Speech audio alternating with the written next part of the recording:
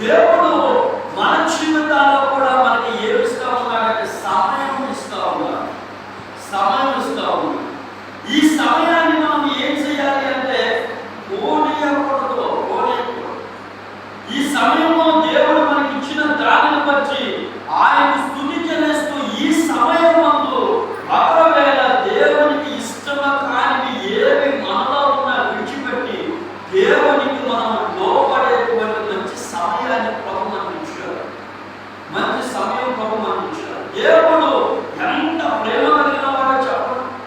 ఎంత ప్రేమ కలిగిన వాడు అంటే ఏ ఒక్కరు కూడా నశించుకోవడం దేవునికి ఇష్టం లేదు.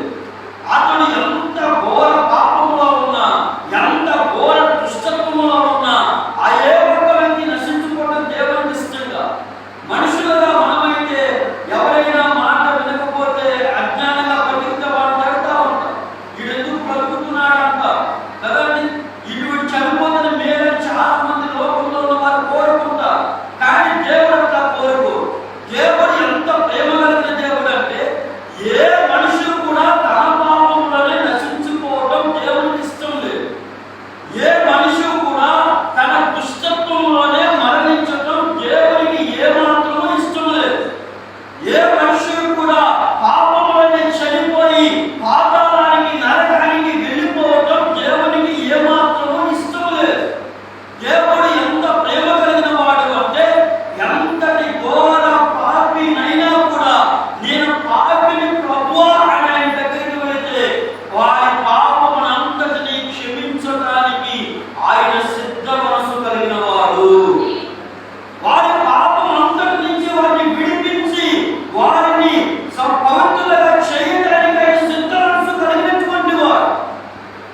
ఎంతటి ఘోర పాపంలో ఉన్నవాడైనా పాదాల దగ్గరికి వెళితే ఆయన వారి పైన కనికరము చూపించే దేవుడు.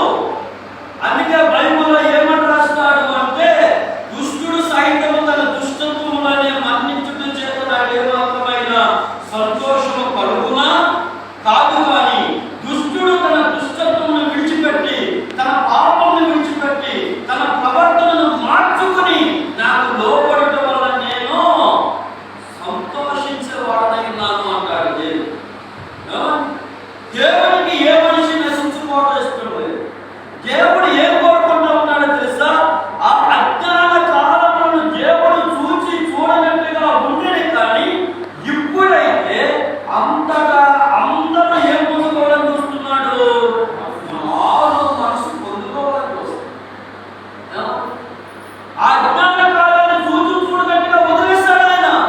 కానీ ఇప్పుడు దేవుడు అలా వదిలిపెట్టట్లేదు. ఇప్పుడు దేవుడు ఏం కోరుకుంటున్నాడంటే అంతటా అందరూ మారు మనసు పొందాలా, అందరూ పాపమును విడిచిపెట్టాలా, అందరూ లోకాన్ని విడిచిపెట్టాలా, అందరూ వారికున్న అజ్ఞానాన్ని విడిచిపెట్టి ఆయన ఇచ్చిన సమయాన్ని సద్వినియోగం చేసుకుని జ్ఞానము కలిగి నడుచుకోవాలని దేవుడు ఆశపడదు. దేవుడు ఆశపడదు. ఏ ఒక్కరు నశించిపోవడం దేవుని చిత్తము కానీ దేవుడు ప్రతి ఒక్కరు కూడా రక్షింపబడాలని కోరుకుంటున్నారు. ప్రతి ఒక్కరు కూడా తన రాజ్యాన్ని స్వతంత్రించుకోవాలని కోరుకుంటున్నారు. ప్రతి ఒక్కరు కూడా నిజముగా తన పిల్లలుగా మార్చబడాలని, తన స్వాధీనంలోకి మార్చబడాలని కోరుకుంటారు. అందుకే మనం ఏం చేయాలి అంటే దేవుడు ఈ దినాలలో, ఈ చెడ్డ దినాలలో మనల్ని ప్రేమించి ఇచ్చిన ఈ సమయాన్ని మనం ఏం చేయకూడదు అంటే దొంగిలించకూడదు. ఈ సమయాన్ని వ్యర్థంగా పోనీయకూడదు.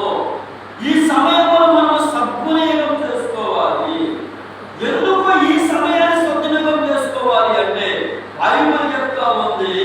ఏమని అంటే మనము నిన్నటి వారమే కానీ రేపటి వారము రేపే